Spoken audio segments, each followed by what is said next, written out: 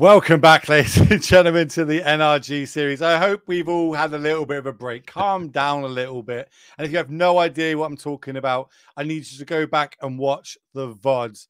That last round ended in epic fashion, like highlight reel worthy fashion. It was amazing to see. Hopefully we can repeat that this round as well. As me, Will Hall, that's Corbin Hustler, are going to take you for round number 5 of 8 scheduled for today before we hit that top 8. So without dawdling, we're just going to go straight down to that match. I'm going to see who is sit down in our feature area and what decks they are playing. Looks like we've got Goryo's Reanimate again versus Mono Red, and it's not a typo, Midrange.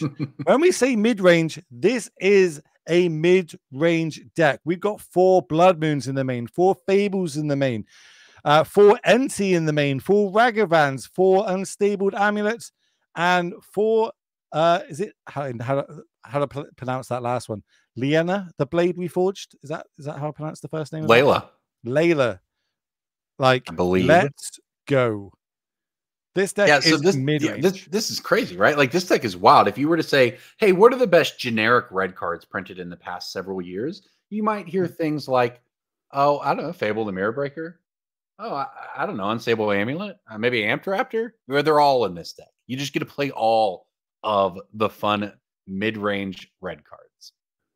Dude, this looks like the best cube deck I've ever drafted.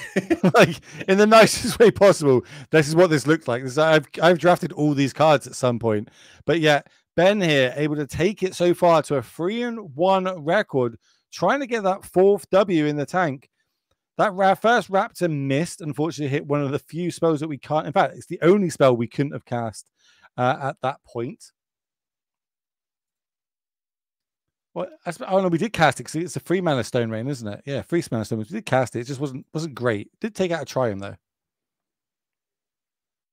Yeah, got to cast. I mean, that's not bad though. And here we go. This is another card that's just generically powerful. Enti.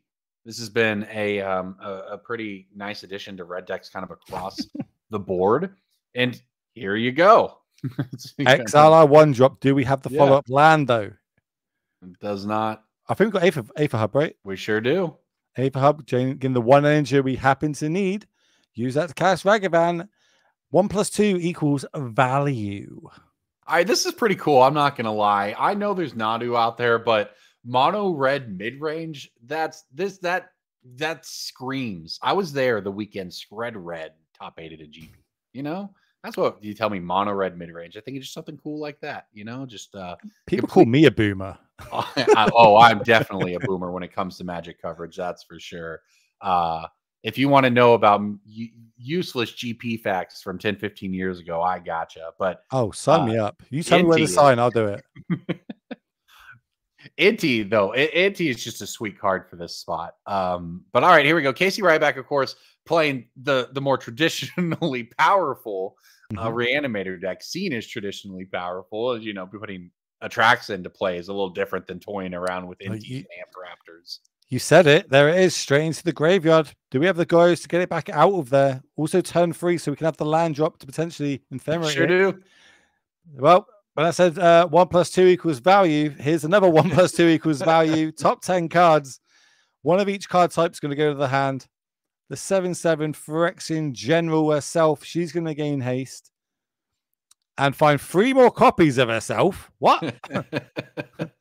And more importantly, I suppose this is the leyline binding version. So this is the 5-color build with fetch lands these days. We can get triomes. We'll reduce these threats. This is a great 1-mana answer potentially to a lot of things in the format. And it's going to put 5 more cards to our hand. So that's instant, artifact, creature, sorcery, and land. Not bad for 2 mana. Yeah, certainly not. And this is why mono red mid-range is very often Rakdos mid-range. Because what did Ben need in this particular circumstance? Exactly 1 Thoughtseize to go along with his hand. So this is going to be the difficult spot here. To try to dig back out of it from Atraxa. That said, we've seen games go on after these Atraxa hits multiple times. So we'll see if Ben's able to dig something back out of it. But for such an awesome sort of fun value-filled start for Ben. Casey just made it all back up with one Atraxa hit. Yeah, it's like style points, that's the right of your screen. Yeah, that's right. Powerful deck, that's the left of your screen. But NT it does a lot. That's Blood Moon off the top. Awkwardly in the face of a fetch land and already one basic, we can shut them off either white or black mana if that's how we wanted to go about it. Ragavan will generate a token if we do connect as well. So we're just deciding on Ben's side. Like, what can I do? How can I kind of lock down my opponent? How can I generate the most amount of value? NT is great at it. So is Ragavan. So here's the first NT trigger. That's going to get rid of the Unstable Amulet. That is definitely more of a grindy card than. Also works really well with NT Raptor, Flames in the Graveyard. This whole deck is actually really sort of from a deck building level works together very well to just sort of explode value over the first 2 to 3 turns with red cards. Really neat the sort of the different angles of value it's lining up. It can always just go turn 1 Ragavan, Solitude came down there, exiling white card. That got rid of the Raptor, though. Arguably the least important one of these creatures on the battlefield, but did have the biggest toughness. And the NT trigger was on the stack for it, I guess. Yeah. So all right, here we go. The Blood Moon you called out. Casey's gonna fetch. Do you get white or black here? Depends what's in your hand, right? But if you are sitting on Goryos, you obviously should just grab black and go for it. And we do see him grab a swamp. What about these lands, by the way? We've been on basic land watch. What do you feel about these? I own these, and I'm a patron to the artist. Ben makes stuff. Shout out to Ben. Does this cool digital art with a load of different basics, etc. These are one of my favorite basics in Magic the Gathering. I love these arts. They're really, really cool. And Casey decides to use them as well. I was about to say that comes into play tap. It doesn't because it's a Blood Moon. Okay, can we get any more advantage? Blood Moon is on the table. All of our cards in hand, right? Oh, maybe not. Maybe we would have just slammed that. No, you're right. It is Goryo's in hand. Might be a sneaky little blocking detail happening here. Huh. At 18 life, Casey is still here. We go. Just go ahead and thinks it through, but does go ahead and land on what is usually the correct decision: reanimate my Atraxa and look at 10 cards and take some of them into my hand. Yeah. Top 10. One of each card type. We're going to see. We see this a lot. We separate it into the piles. Give us the best possible, options when I'm looking through. Now, we've had some people ask in the chat about where's all the Jeskai today. There are some Jeskai players. It was represented. You will see them. That said, that's kind of what's missing. Like we're watching this Atraxa deck just kind of like going off on these more low mana cost value oriented decks. So you're missing the Azorius control or Jeskai control just coming in with a Dovin's Veto in here to shut all of this down, Yeah, there's a lack of spell snares. Like spell snares have been one of the on the uptick over the last couple of weeks, but because we're not really seeing many blue decks, not seeing many of that card being cast, at least in our turns. But then we're opening the show, right? We're opening the weekend. This is the time that we can pit the more interesting decks on the feature match area. When the longer the tournament goes, it'll be out of our control a little bit more because all the decks that are winning will make their way to the top, and inevitably that tends to be the more powerful decks in the room. But while we've still got people in the contention to get to top 8, playing cool decks like this mono red mid-range deck, we're going to do that. We're going to get it on the battlefield. Unfortunately, it's at the minute getting beaten up by this Atraxa. Yeah, this is obviously a pretty impossible spot if you're Ben. I see Bone Crusher in hand. I see Fable in hand. Again, very, very powerful mid-range cards. Very much not equal to Atraxa. So, but has the damage been done? There's 2 Goryos been cast, 2 fatties out of the graveyard, yet Ben still isn't dead. Okay. Yeah, that's a good point. And Ben's life total, at least if we're looking, it seems to be okay. Here's an amped Raptor. He can keep playing. I mean, I guess he can just keep spamming value out and just force Casey to, have more. You're not just going to fall over dead or give up. You're going to force them to have something. And this deck can definitely keep spamming cards out of its deck, out of exile zones. It's got Unstable Amulets to deal damage. It's definitely got some options to try to push through. Here's an Ulamog. Yeah, we went to discard end of our turn. So instead of playing a land drop or anything like that, we had 8 cards. So we're discarding down. Ulamog is the way that we're getting it in the graveyard. So that, again, end step. If we get this back out of our graveyard, it's going to have Annihilate at 7 because one of the Atraxes is exiled. I count 1, 2, 3. We don't currently have 7. We've I think like 8 permanents maybe on the battlefield, maybe 9, depending on how the rest of this turn goes. Yeah. Cashing in that treasure token. Yeah. Fable will take you up to 9. Doing this before combat is interesting. Oh, here we go. Goryos. The third Goryos, 7 counters, Annihilate 7, 14, 14. Surely our life total has got to be below that. We've been hit by 2 Atraxes. So. Yeah, that's what I was thinking as well. But the Annihilator should do it for the camera. Yeah, more or less take care of it, right? There we go. I think that does it, Ben. Gives the game over to Casey Ryback, taking down game number 1 with Esper. Yeah, well, look, if my opponent's casting 3 Goryos at me in that turn, and that it's not going to go great for me. But that's why we have sideboards. Graveyards used a lot in Modern, a lot in Magic, so there's a lot of cards printed in them for all different colors. Looks like we're going with over on Ben's side here. We've got 1 Hearst and 2 Soul Guide Lanterns. That's not as much as I would like in this matchup. Yeah, it's some options. It does seem difficult if you are a mono red deck, and you absolutely have some matchups you have to have cards for, like say those Harsh Mentors you see.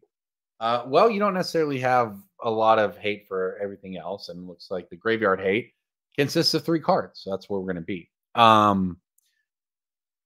Yeah, I think that's probably it. I don't know that you want any of the rest of this, at least that I can tell. Now, maybe you have cards you don't want in the main deck, right? And you want to get rid of some of those, maybe just to bring in, say, your Bone Crusher, or your Chandra. I don't know. Maybe if you have dead cards, you have some things you can get a little better. But basically, you just need to interact with like 1 graveyard piece, play your normal game, hope that you have the key piece to stop the Atraxan from hitting you early. Shout out Challenger Dress to Kill in the deck, though. Love to see that played in Modern. Let's have a little look over at the Goyos list. Obviously, we saw 4 Atraxes. We are playing the Ulamog instead of the 2nd Gristlebrand. That's also we've got 2 Priest Fel of Rights in this deck. Normally that's a 1 of. So we're floating around with a couple of the numbers here, but it was enough to get game number 1 done. Looking at this sideboard, is there anything you want to bring in against the mono red deck? Yeah, what's interesting here is you see the lack of frogs in the main deck, right? We've got that Ulamog, we've got the 2 priests along with the Emperor Bones, you got the ley lines, all of this. You got the frogs in the sideboard. So do you want the frogs against mono red, against the Ragavan deck on the draw? Maybe, I'm not sure. You probably want your Prismatic Endings, your Wrath of the Skies, I would imagine. Leyline of Sanctity, perhaps.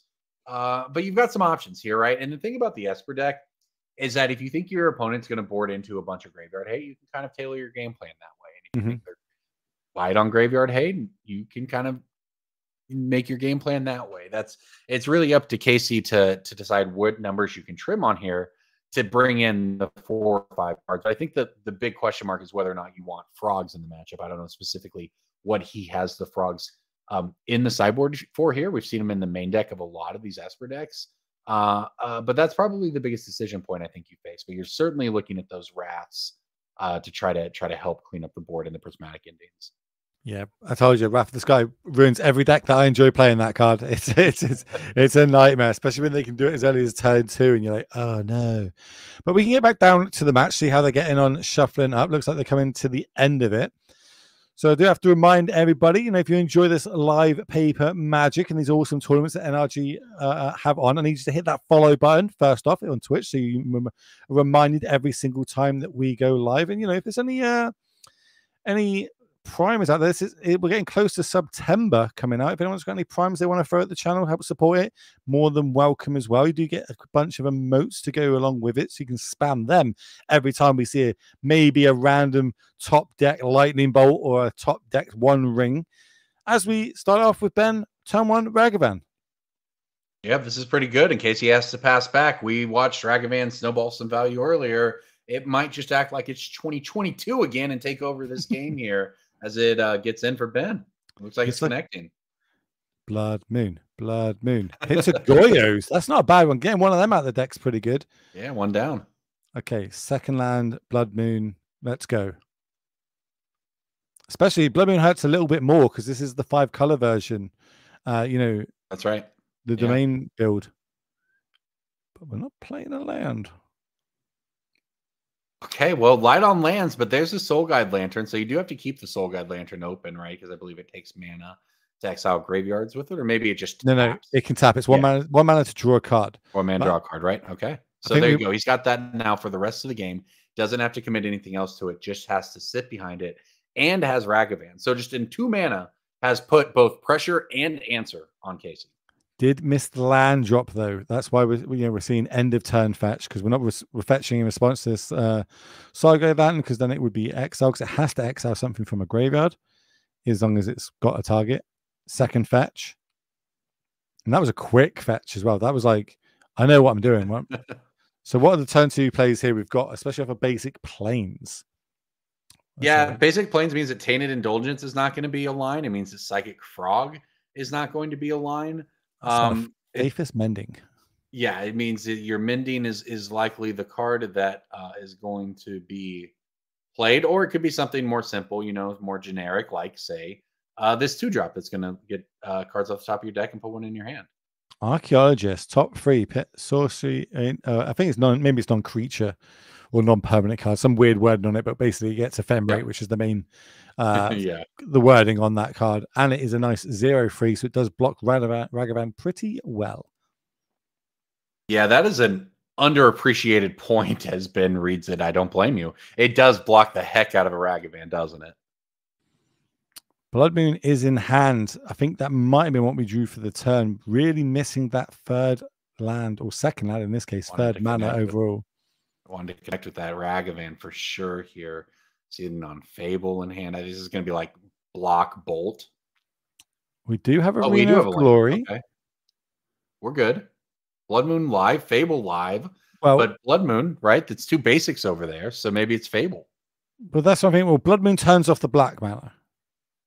That's the only thing I'm thinking, is it will turn off black mana, but then there's nothing scary in the graveyard yet. That's and for 3 mana, they can do it. They could do Ephemerate into black mana source, mill over something crazy, and then get it back. But it's a lot harder through Blood Moon. I think I would have slammed the Blood Moon there in that instance. But it depends what's been brought in on the other side. If there's prismatic endings now, and they've got prismatic ending in hand, that's terrible, because I've now given the 3rd source. They're just going to prismatic end in the Blood Moon. So it's, there's 6 of 1/2. That's another. Lots of Ragavan. Certainly some choices to be made. I mean, the thing about that was the risk, right? The risk is that you get incredibly punished somehow, but that didn't happen. And now Ben is going to be rewarded, because this Fable goes to chapter 2. You get to sculpt your hand a little bit. You're going to get attack with your token. Even if Casey blocks, you're going to get a little bit of value out of the attack.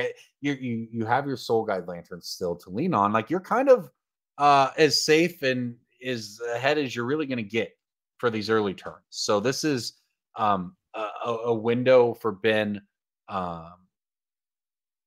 and keep the game from snowballing, because this is, if Casey is able to pull it off in the next turn or 2, then he's going to be able to turn the corner. But if not, I think Ben has the tools to keep Casey completely locked out of this one. Jeez, if I could tell you how many times I've played Ramunap Ruins back in that standard. Oh, I love that standard format. It was so good. But we're going to fetch in response to the Blade of Reforged coming down. Now, if anyone that doesn't play Cube, you might not be aware of what this can do. Yeah. It's a 3 mana for a 2/2 haster. Whenever it attacks, exile top card of your library. You may play that card this turn. When 1 or more cards are put into exile from your library and or your graveyard, put a +1/+1 counter on it. Now, I'm smelling some sort of like little combo here. What if I fill my graveyard up and then I exile it with a lantern and put like 10 counters on it? That seems pretty cool. Even just play, or I think it's, I mean, there's certainly a lot to do. Loya is one of those new to modern additions that they made with Modern Horizons 3, and it was good enough that Casey deems it worth a ley line binding. Yeah, it was a Leela. Treasure token made. Lightning bolt while tapped out, so no ephemerates happening over there. Did fetch up that swamp as well. So now Ben's not going to be, and a prismatic ending hits off the top. Might not be too happy that we kept that blood moon in hand. I passed the turn back, but we are getting chip damage in every turn. That's the key bit here. And that Fable's going to transform. Casey's down to 9 life. There's an Arena of Glory on the battlefield. That can give creatures haste for a turn. Ramanat Ruins, that's 2 damage if we need to be later on in the game. Yeah, a lot of like just kind of well, this is what we talked about with a lot of little value. Surveil Land hit the Atraxa. Atraxa goes to the graveyard. We have a Goryo's in hand. All right, that gives Casey something to play around, right? There's still Soul Guide Lantern, but that does open a line. If you have a second Goryo's, if you can untap, have 4 mana with a second Goryo's, you can go around the Soul Guide, because they'll activate and you'll be able to reanimate in response after your first one is on the stack. Not where you want to be, but sometimes it's what you got to do. But all of that's like a best case scenario for Casey. In the meantime, Ben is still adding to the pressure here, and if he untaps at all, that Kiki Jiki is going to be able to make copies of things as well and increase even more pressure. And I'm interested why we didn't give the NT haste. Oh, that's a great one. By the way, main deck, Scavenger Grounds. This is a desert. Remember, taps Talis mana, but for 2 mana, tap it, sacrifice a desert, exile cards from all graveyards. Not just a Commander All-Star, also a Desert All-Star here for Ben. And Soul Guide Lantern bites the dust to take the graveyard out. Goryo's Vengeance into the bin. That was Casey forcing Ben to pop it. But that Scavenger Ground's now exiled. The attack is coming in. Looking good for Ben to close this one out. We're going to cast it. We're going to go 2 cards deeper in our deck. See a Ramp Actor and Enti. So we've got to discard. Enti's going to go to the graveyard. Does that not trigger the Enti that's on the battlefield? How's that interaction work? Let me get Enti up. Maybe we can get it up for you all as well. Whenever you discard 1 or more cards, exile top card of your library. You may play that card until the end of your next turn. Yeah, I think triggers once a turn, or no, it's infinite. Because this is what we saw in standard the last RC. Like a lot of decks were using it to great effect, but it doesn't matter. Ben manages to get down that one little bit of interaction, gets us there, takes us to a game number 3, which, you know, in Magic, that is what I love. I love game number 3s. That means we get the most amount of it on coverage for all you beautiful people at home. And myself, I'm a little bit, biased when it comes to it. I do love watching this game. But we can look at the sideboards one more time. And I want to look at Ben's deck. Like, I don't want to stop looking at Ben's deck. This deck is sweet. So this is what that game looked great, right? Well, it looks sweet in general. But yeah, that game, that one bit of interaction is all we needed to be able to get across the line. That means that we couldn't fire, some of our big spells off on the other side. Tomo Ragavan, though, still pretty good, it turns out. That definitely seemed like it made the difference, that game, right? It gave that key treasure token so that when Ben did have a land, you were able to deploy the Fable and get going. But it also, just provided pressure. It forced the block. That said, it becomes obviously far worse on the draw, which is where Ben will now have to go. And that means I think he'll be relying much more on having a Soul Guide Lantern. He had it that game, and it made the game, fairly straightforward for him. On the draw, without Ragavan, you really might need to lean on that Graveyard Hate to just not get run over. So that's the difference the play draw makes. And it's also the difference connecting with Ragavan makes. Even though it was just one hit, Ben was able to get in with Ragavan that game. And on the draw, that becomes much more difficult. So it's going to be an interesting uphill battle for him here, but he was able to pick up the second game as he needed to. And now I see a Ragavan in hand, although I don't know if that hand has enough lands to keep it. No, I don't see any lands in that hand. Maybe there's one on Ravenek, but the outback. But no, he's going to throw it back. And I was going to ask you, how low are you willing to mulligan down to hit one of your key sideboard pieces in this matchup? In this matchup, if you're playing mono red mid range, I guess you could say it depends. Something like, well, does my hand have a raptor or something that'll give me a redraw, right? Like at a hate piece as Mhm. early as the second turn. But after that, I mean, this 6, you see what you get for 6. But I feel like you cannot hope to play a straightforward fair game against the reanimator deck with your mono red mid range deck and win, right? You have to have some piece of interaction. So you probably, I don't know. I mean, depends on what you're looking at. And maybe you think Blood Moon counts, and that's the decision Ben is Well, making now, is that's good enough. But we watch Casey fetch basics, and Ben goes down even further. it was over like there was basically, I think it was Blood Moon and a bunch of lands, but I think one of those lands might have been the Scavenger Grounds, but a bit too slow when you're on the draw. I think you definitely want to start off with a turn 1 Ragavan into a turn 2 Scavenger Grounds. Something along those lines would be perfect, like literally perfect for Ben, I think. But we'll see how we get on. Running down to 5, not where you want to be on the draw, but both players 3-1 records. So, something's going well from today. Not everyone can win. There can literally only be one winner today, and we will find that out after 8 rounds. Cut to Swiss, go straight into that top 8. 3 more rounds for you. Then we'll be crowning ourselves a champion. One more person closer to the Invitational at the end of the year, which is a reminder, is a 35k invite only. There it is. That's last year's champion. There's some of our winners. We've got Dom on there, Nikachu floating around on there. Lots on the line. Everybody wants that. Also, I don't think this gets spoken about enough. Everyone sees it on Twitter, but no one speaks about it enough. Everyone gets these cool jackets.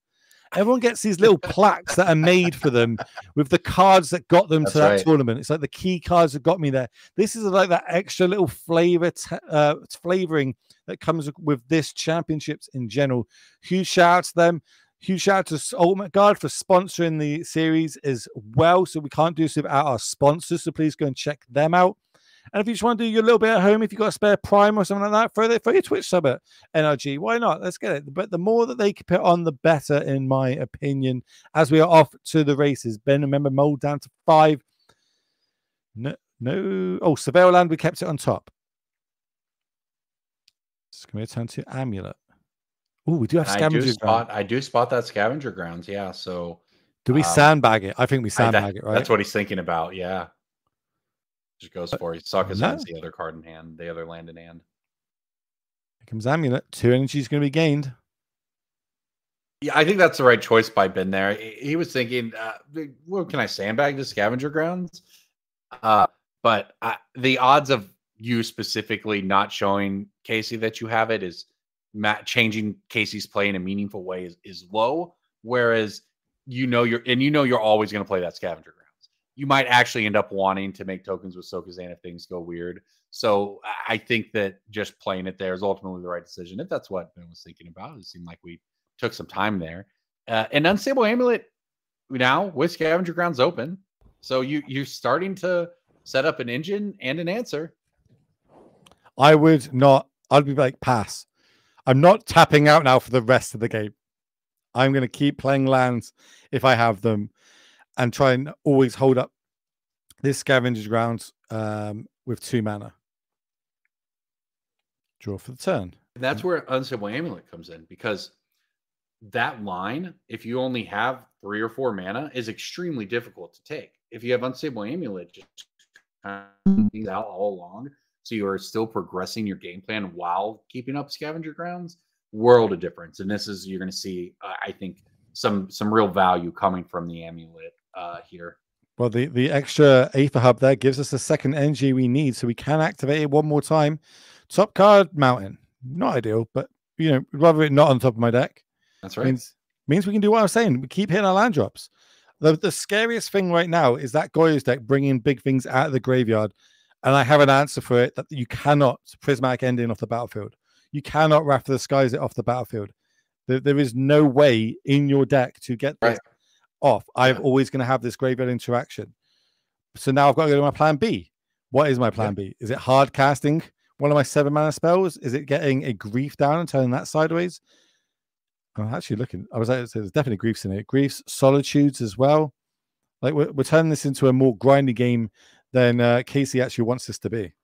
And if you do force Casey into that game plan where Casey is playing 4 and 5 mana creatures to interact fairly, to try to win, well, then your amulet's just going to dig you out of that eventually anyway, right? Like you're getting an extra card every turn because of your 2-drop. And I say every turn, I guess it's dependent on your energy. So maybe it's not every single turn, but it gives you an engine. And that is what, if Goryo's is locked out and just keeps drawing reanimation spells and big creatures, all they can do is try to make land drops to cast those creatures themselves way later. So yeah, this is exactly the mid-range world where Ben wants to be in. And look at Scavenger Grounds. Just, I mean, obviously Casey is going slow here, resolving the water. Well, no, we've got a judge call at the minute. Basically, we've cast a 4-mana spell and then tried to survey off the fetch land. So I'm not entirely sure which one went first or how this is going to work out, but there might be a case that we put the instant into our hand and then we're surveilling, or we're surveilling and then landing. Yeah, so we don't have the mana for this, basically. So the judge is going to get involved, work out what needs to happen here. We'll rewind it, but that's cool. That's fine. That means that while this kind of gets resolved, we can probably show you some of the next events that we've got coming up here at the NRG series. Or is it, if it's resolved instantly, we won't do that, I guess.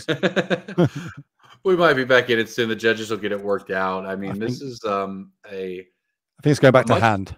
Yeah, this is a much different game than the fast Esper Goryos we saw in game 1, isn't it? Right? Like, this deck definitely does slow down, and I don't know about struggle, but it is forced to function differently when you know your opponent's going to have graveyard hate. Chat saying, does this tournament have a day 2? This doesn't have a day 2, but we got you. Tomorrow we come back live on this channel. Team Trios is the format tomorrow.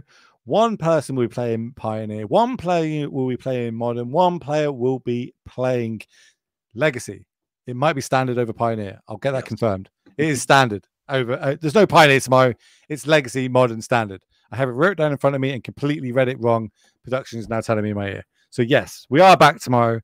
It is a 10K. It is Team Trios. If you're a fan of any of those formats, you need to hit the follow button now. Make sure that little alarm bell is unticked so you're aware of when we go live, because when we start tomorrow, it'll be fast and sharp. And we're going to try and give you as much action as possible on this channel. Raptor coming down.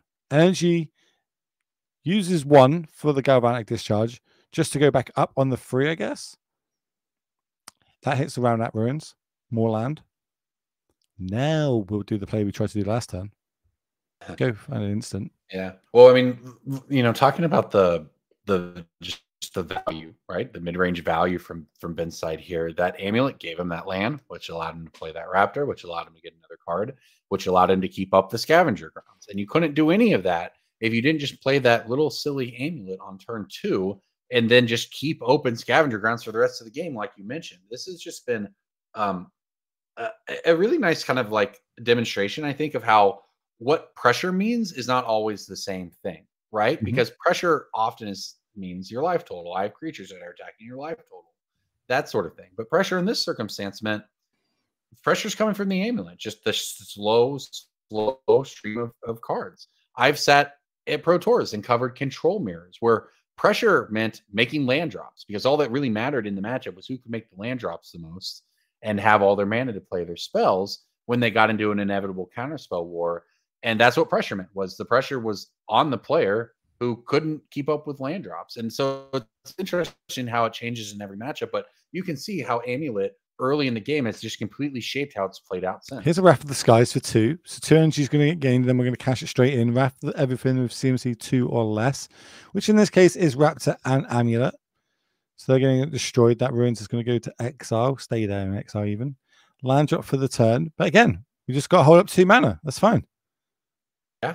Like we can do this nickel and dime that you spoke about. These Blood Moons not looking too great, but yeah, the threat of Blood Moon's been excellent. The Blood Moons themselves.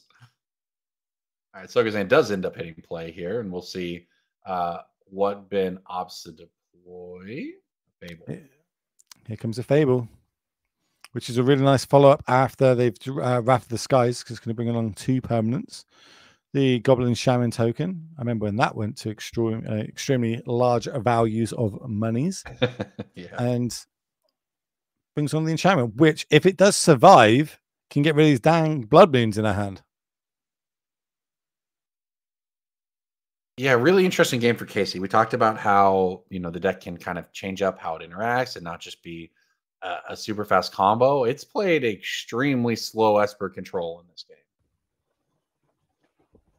That said, I mean, you're trying to work your way through the scavenger grounds. You have 6 lands in play. I mean, you're not all that far from just casting in Atraxa. Yeah, I think we're going to. That's plan C. Yeah. Plan C is just hard cast on our face, but then I don't think we've seen any. I think just a bunch of solitudes in hand. So here we go. Top 3 cards, grief, double grief, solitude. Would much rather they were in our hand. So it gets a +1/+1 counter.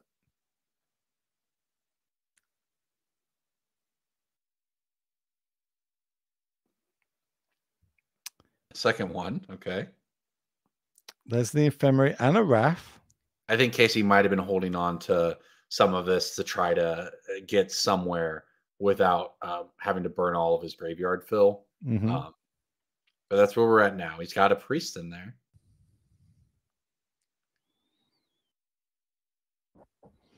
Is or could we exile the only other desert in our deck? That's means that we've got a 1-shot here of the scavenger grounds. That's a good point. Yeah, scavenger grounds can in fact be more than one use, as opposed to all these other graveyard effects you'll see. Looks like we're keeping one of these blood moons in hand. Find a Bone Crusher Giant Lightning Bolt.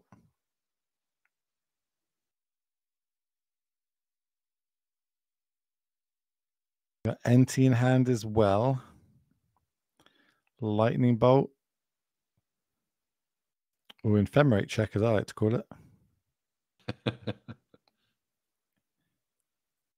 And I like this. This is going to force this, which means more cards are going to go to your graveyard.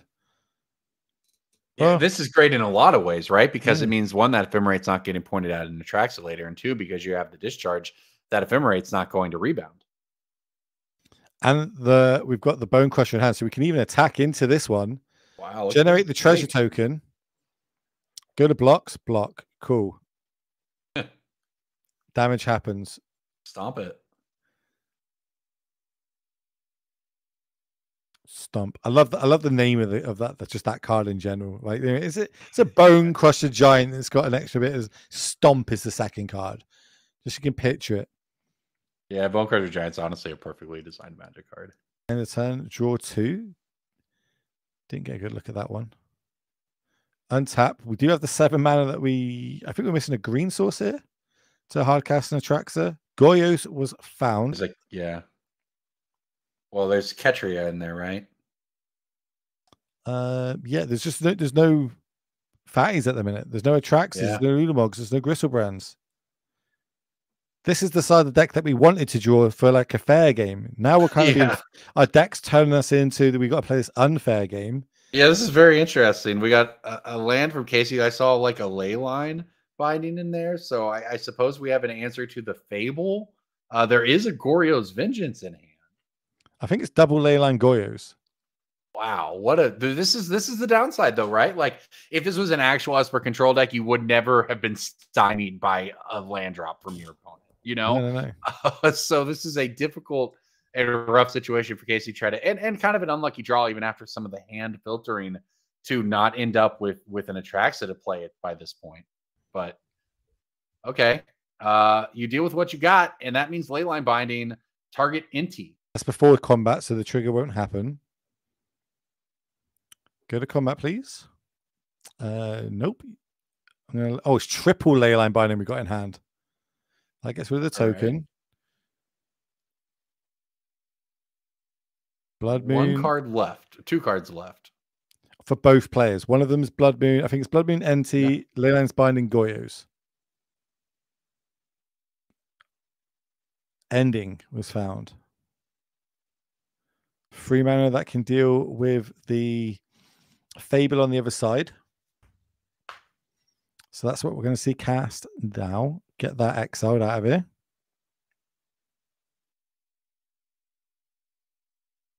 So chat's pointing out that we can still play that Roundnap Ruins because it was exiled off the amulet. Yeah, and that's interesting because it is obviously a desert for your scavenger grounds, which would allow you to do kind of like in a situation where you're just doing this sort of back and forth and you all have mana going to waste, you could preemptively fire off Scavenger Grounds on, Casey's Instep or whatever, if you wanted, sacrificing Ramanap Ruins just to clear it out and sort of reset. Because like we said, there's a Priest of Fellrights in there, which has an Earth for 5, which can then reanimate something else. Here's an Emperor of Bones coming down. Lots going on here. We spoke about this one and how cool this can be as like another way of getting things out of the graveyard, as well as itself. We can turn it into a 4/4. There it is on the screen for you all to have a little read of, and we'll see how this interaction happens, because it's not just your graveyard, it's also your opponent's. Do we have, I think it's Ragavan's the extra card that we've drawn for the turn. Ben, I think Ben has, I think it might be another Bone Crusher. Bone Crusher is what I was thinking. All right, so here we go. We've deduced that the Priest of the Fellrights in the graveyard is in fact important. We are reading it. That card has the ability to unearth and then reanimate a creature from your graveyard. So it is a really nice piece that you can just mill for value in these Esper Goryo decks, and then it becomes another reanimation spell. Can we exile that in response though with the trigger on the stack? Because it's got to target something, right? So once it targets, we can then exile the graveyard. Yes. Yeah. Because at this point in the game, realistically, the graveyard it unearths and then has to activate. So you can honestly even do it in response to the unearth trigger. There's lots of ways to interact with it, but the thing is, it does represent a way to do something that isn't a card in hand for Casey. And now the Emperor Bones represents a second way to do something. So it is starting to kind of make Ben, think about like, oh, well, how is this Scavenger Grounds going to work? And this is that period where you actually would want the Ramanap Ruins to have an extra shot at this, if that was possible. We can still play it now, right? I believe that is where we've landed on that. Yeah. But here we go. This might work as well. We're going to Lightning Bolt the Emperor Bones, which are going to get an activation response, maybe, or perhaps something else. Activation would make it a 4-powered creature. So then we can go Bone Crusher Giant in response. Looks like Inti and that Blood Moon in hand for Ben. And now we've got a Judge Call on the question is, can they activate it again? I believe, like in response to Bone Crusher, can I pay another 2 mana to activate the trigger, the Adept trigger, which would make it 4 power? I think the answer is yes as well. Yeah. So the way it would work is obviously the Bone Crusher would resolve, then the Lightning Bolt would resolve. It'll still die at the end of this because the way Adapt works is if it doesn't have counters, it puts counters on it, but you can actually activate the ability as much as you want, if I understand it correctly. So what will happen at the end of all of this is it will survive the Bone Crusher Giant, but then it should die to the follow-up Lightning Bolt. I don't know if that will be relevant, but the end result should be Emperor Bones going away. Ben left with just the Bone Crusher in play and still having exactly enough mana up to do Scavenger Grounds. Which he's done since turn 2. I spoke about that. I was like, for the rest of the game, I'm leaving this up. Yeah, you nailed it, Will. Like, it was turn 3, and you said, for the rest of the game, I'm never going to tap. And that's exactly what Ben's done, and it has been the key. We put a little mic in his ear, and he heard me. the only thing we're missing is, I think, like, it's a weird interaction. I'm not entirely. I don't think Ben has realized it, but they can play the Ramanap Ruins from the exile still for the land for the turn. There's a weird interaction there. Which doesn't come up very often. Some people don't know about, but being able to have that second desert on the battlefield right now would be huge.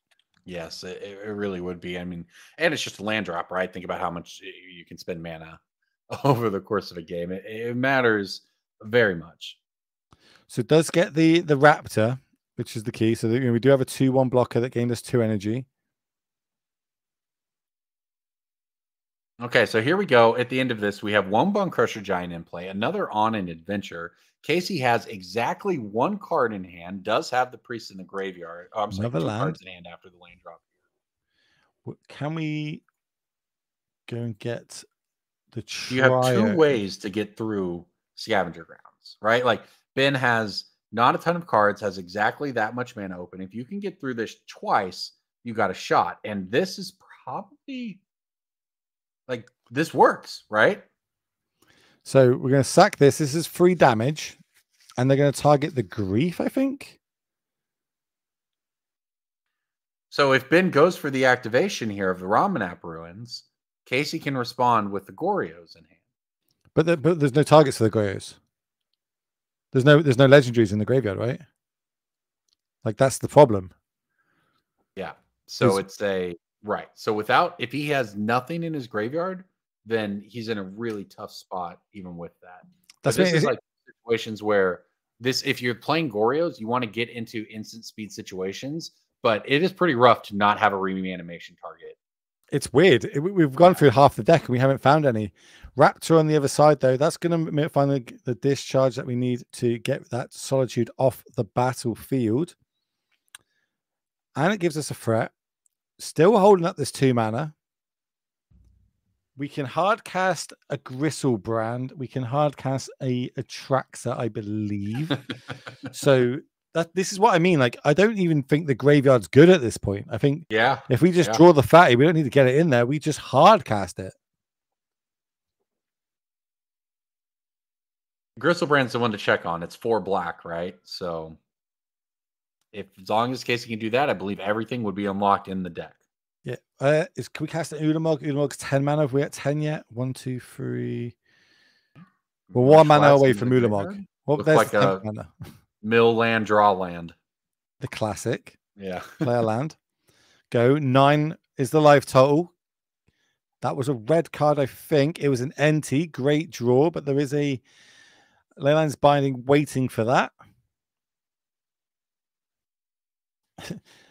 Casey just looks at his hands, has a little shrug, says, yeah, that's enough for me to fire it off. Takes the Raptor out, so no damage can happen this turn. Yeah, full on just saving damage at this point. Not worried. Like it values that over, I guess, the long-term value you might get from NT.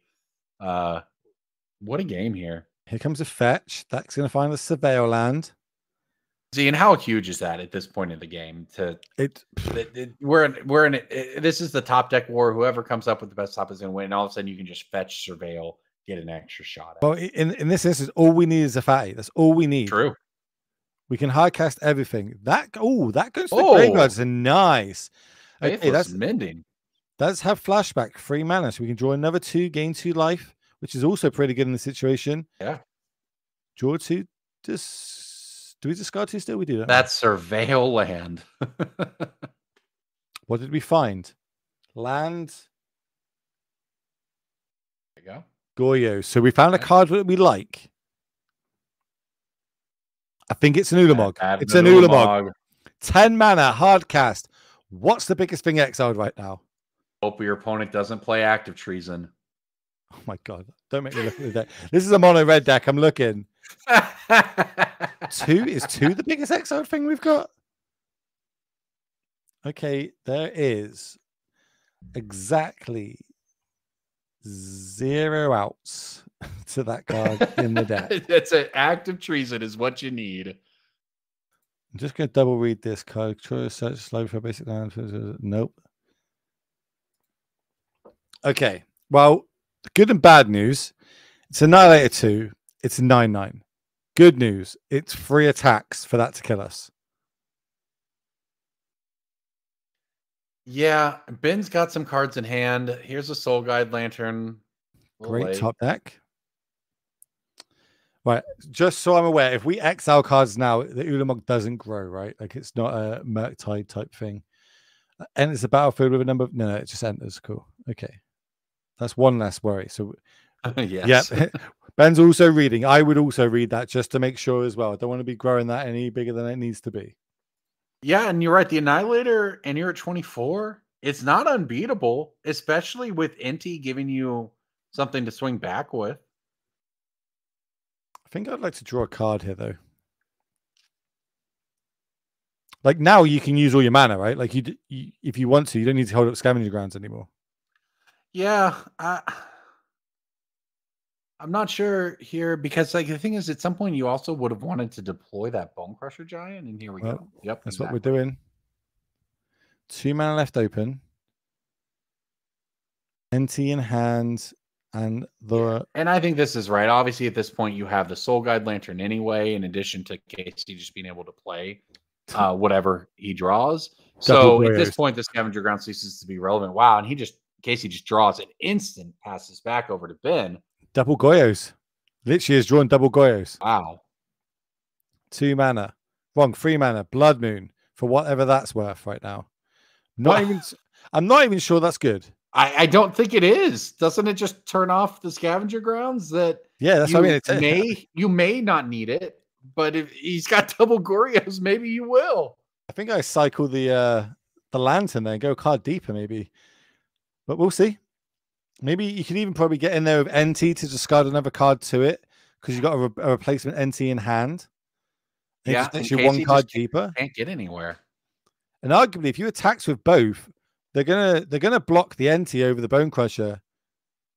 But we're gonna do the line I spoke about. NT. No.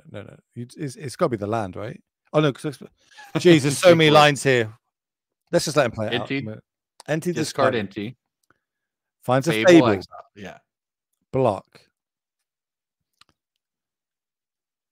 Now we play the Fable. We're going to generate a token. Going to pass the turn back. Huh. Oh, is that a track? We played Blood Moon the exact turn we drew a Traxxas afterwards. Oh my goodness. The big brain. Yes, it worked out. Hey, look, we say it worked out. It's still, this is still on the battlefield. Well, 9 points of damage. That's the Blood Moon. You can't get rid of the graveyard anymore. Your opponent can't cast the Traxxas. That's the trade-off. It worked out in this case pretty well for Ben, but he's still facing it down. So what does he need to do here now? He's got land in hand, so he's gonna have cards to pitch to Fable to try to find whatever it is he's looking for to close out 10 damage. Are we dead on the crackback if we draw the perfects, though? Is that an ephemerate in hand? It's an ephemerate in hand. Oh. So now we do have a blocker if needs be. That's the extra Blood Moon. Discard Blood Moon and land. Get 2 more deeper. Lightning Bolt and Raptor. That's got to be good. Right? So... like 10 life for Casey. Oh, I'm playing that Raptor. Yeah, let's slam that. Let's go up to 7 energy and start flipping. That's a haste threat. Okay. That is a haste threat. Wow. Which gets us another card deeper. 2, 4, 8? 8 with Bolt? Am I counting up to lethal? Well, no, Ephemerate's going to flip. Yeah, so, but like he's going to force Casey to do something here because he's got lethal like presented. So top card. It's a redraw if we want it. Later on. So this is 6. Yeah, this man, if we attack last turn. So Ephemerate this. Sure, it's gonna happen. This still might be enough for Ben to be able to win over 2 turns. Yeah, this lightning bolt makes things interesting as well.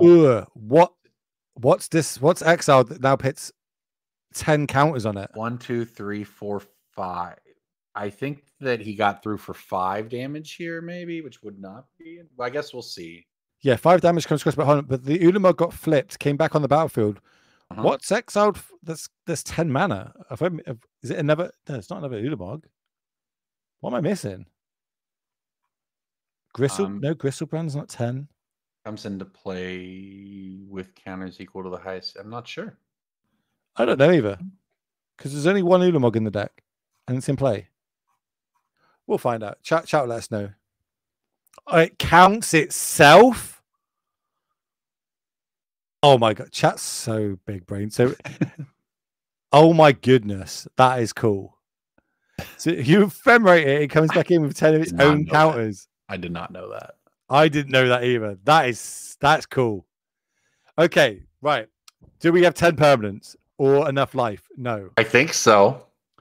Hold on. No, we need permanents. Ragavan's a permanent. Oh, wow.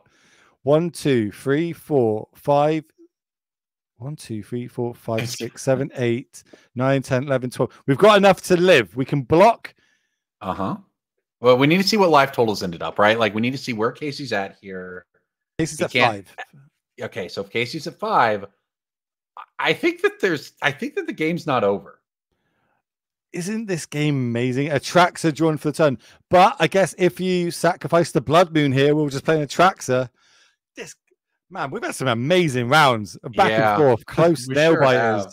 And like, there's also the consideration, right? There's still those Espers, the Goryos in hand, 2, and Brief and Graveyard. 3, so like, he doesn't have. He could force him to burn through 4, the Soul Guide Lantern. 6. Really valuing this Blood Moon, which I like, because doesn't understand how important that is right now. Raptor, no, Blood Moon's gonna go. Looks like Fable's gonna go. Lantern's gonna go. Do you have a treasure token we can sack? Yeah, there's a lot to think through here. Like, I don't even know what's right. That's the thing. I don't even know what's right. By the time this is all said and done, we've got the Lantern. Like, if Casey's at 5, I'm wanting to keep the most power possible and a bolt, which is what Finn is somewhat done. But he's also opted to keep the Soul Guide Lantern up, but he doesn't beat this hard cast. No. So I'm trying to think. Now there's I guess you can't crack for a card now either. So I think Casey is probably going to end up with this one as a result, because I don't think Ben can get out of it. He needed to keep Blood Moon there and not Soul Guide Lantern. I think there was so basically at the end of it, we got to keep 3 permanents. Okay. And one of them had to block, because that's a 20-powered creature. So if we keep Blood Moon, Ragavan, Chump Blocker, or even, Forge, we can, if there's no follow-up plays, you can turn them sideways, attack, and Lightning Bolt as your last thing. I think there was a weird line. Bear in mind, so much has happened in this game. So the problem is that when you go to attack, it depends on how that attack goes, I guess. But there we go. That's a handshake. Yeah, there's the Goryos in hand. Once you don't have the Graveyard Hate, can allow you to get back a blocker or a Solitude or whatever. So there is still some more going on there. But yeah. There we go. That was a close game. Yeah, that was a wildly close match. And that's like an off-meta deck. Like, no one plays mono red mid-range. And yet we saw it hold up against one of the best decks in the format. Yeah, there was a bit of a weird standoff at 2 points. Like, I've got my Graveyard Hate and I'm never not doing it. And then you've got your Graveyard Hate. You're not drawing your fatties and putting them in the graveyard. But it works out in the end. Goyas goes through. Still live for that top 8, because of course we've got 8 rounds of modern action. This is coming to the end of round number 5 now, which means 3 more rounds and that top 8 for you beautiful people out there in Twitch world. But for me, this is my last round. I'm stepping out. We're going to get none other than Doomwake in the booth, ladies and gentlemen. Can I get some hype going for that gentleman? And also some, let's get the 07s here for my co-host today, who's still going to be here all rounds. That's 11 rounds of Magic today for this man in the booth. And that is a slug, let me tell you, ladies and gentlemen. I'm a part-timer. I can only do it for 5 and I'm out of here. I throw my toys out the pram, but we replaced me with some amazing one. And Devin is going to bring some energy up here. I know he's going to, and he's going to revitalize it and bring this to him. He's going to carry on the amazing show. We can't peak anymore. We've already peaked. He's going to sit on that peak and keep going. So for me, ladies and gentlemen, I want to say thank you. I'll see you tomorrow. Corbin, I'll see you tomorrow, my friend. That's right. Kind of in the changeover a bit. Maybe I'll see you in the chat as we go on, because remember, Legacy tomorrow, Modern tomorrow, and Standard Team Trios. I'm going to go for a break. It's going to be a slightly longer break while we get Devin in, ladies and gentlemen. So this is your point to go to the toilet. Go get yourself that cup of coffee. Strap yourself in until we're going to crown ourselves a champion. So for me, good night. Everyone else, see you back after this break.